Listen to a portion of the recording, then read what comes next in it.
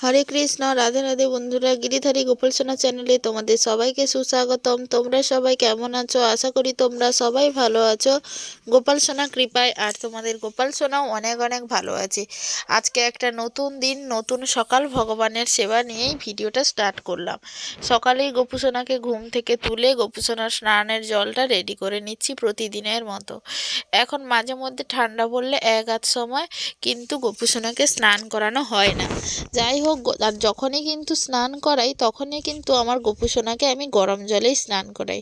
আর জলে কিন্তু অগ্রু আর গোলাপ জল দেই, তার সাথে পুষ্প, তুলসী পত্র। অগ্রুটা আর তুলসী পত্রটা প্রতিদিনই ইউজ করি। এক আধ দিন হয়তো গোলাপ জলটা আর পুষ্পটা বাদ গেলেও অগ্রু আর তুলসী পত্র কিন্তু প্রতিদিনই থাকে আমার গোপু সোনার স্নানের জলে। মধু মাখিয়ে গোপু সোনাকে ভালো করে স্নান করিয়ে দিচ্ছি। গরম জলে স্নান করতে সবারই ভালো লাগে, কিন্তু আমি তো করতে পারি না। কি আর করব, সকালবেলা গরম জল করে স্নান করতে গেলে অনেকটাই দেরি হয়ে যায়। গোপু সোনার স্নান তো মোটামুটি কমপ্লিট। গোপু সোনাকে একটা সুন্দর সোয়েটার পরিয়ে দিয়েছি। এই সোয়েটারগুলো পরলে গোপু সোনাকে কিন্তু দারুণ লাগে। আজকে যেহেতু একটু দেরি হয়ে গেছে, তাই মঙ্গল আরতি না করে ভগবানকে পুষ্প দিয়ে সুন্দর করে সাজিয়ে একদম কিন্তু ভোগ লাগিয়ে দিয়েছিলাম।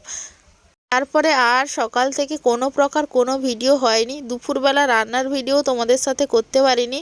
একদম দুপুরবেলা ভোগের ভিডিও তোমাদের সাথে শেয়ার করছিলাম। কুমড়ো ভাজা, ফুলকপি ভাজা, পাঁপড় ভাজা, ডাল, ফুলকপি আলু দিয়ে ঝোল, অন্ন আর জল, তার উপরে তুলসী পত্র দিয়ে গোপু সোনাকে কিন্তু ভোগ লাগিয়ে দিয়েছি।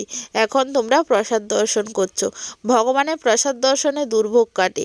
তারপর নিজেরাও দুপুরবেলা প্রসাদ পেয়ে কাপড় ধুয়ে নিয়ে এসে চলে এসেছি বিকালবেলা কয়েকটা ধনেপাতা তুলবো।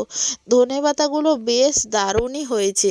অল্প অল্প করে, খুবই ঘন ঘন হয়েছে, মানে গাছ সহ তুলছি না, অল্প অল্প করে কেটে নিয়ে নিচ্ছি যাতে এর সাইড থেকে আবারও সুন্দরভাবে গজায়।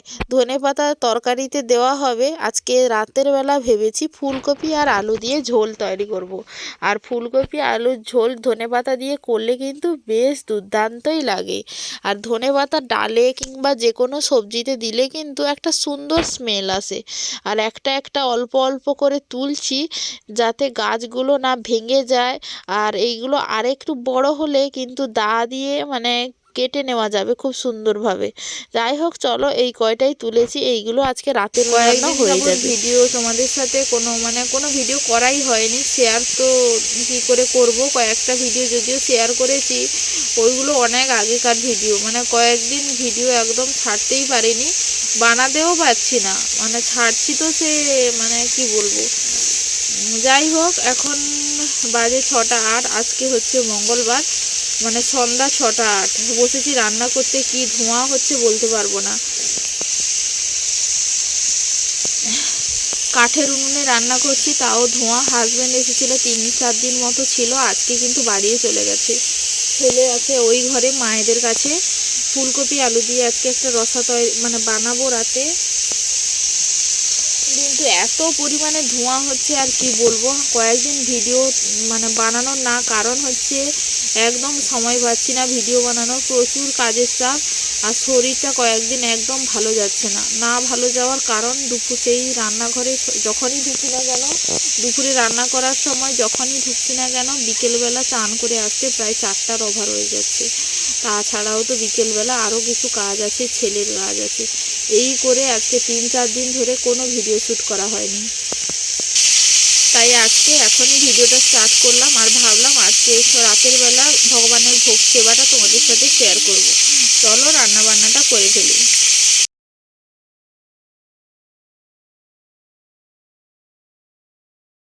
এইখানে ফুলকপি আর আলুগুলো তেলে ভাজা করছি, কারণ ফুলকপি আলু একটু তেলে না ভাজলে কিন্তু তরকারি একদমই ভালো হয় না।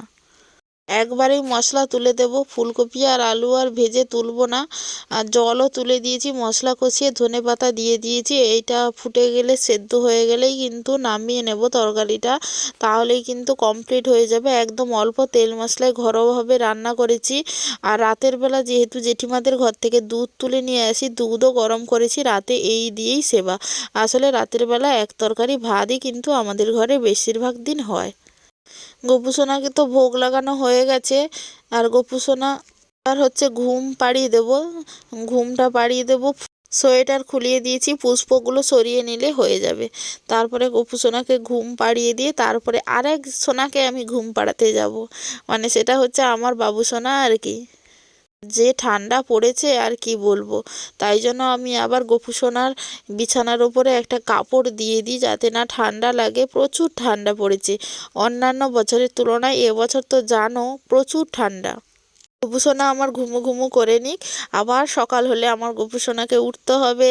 অনেক কাজ আছে, অনেক খেলাধুলা আছে, অনেক দুষ্টুমি আছে, আবার কাল সকাল থেকে আরম্ভ হবে। যাই হোক, হরে কৃষ্ণ, রাধে রাধে গপু সোনা।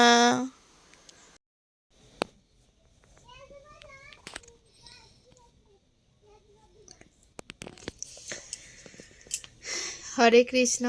এখন আমরা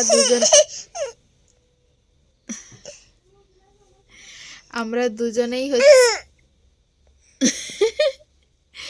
আমরা দুজনেই হচ্ছে প্রসাদ পেয়ে চলে এসেছি। এখন হচ্ছে শুয়ে পড়বো।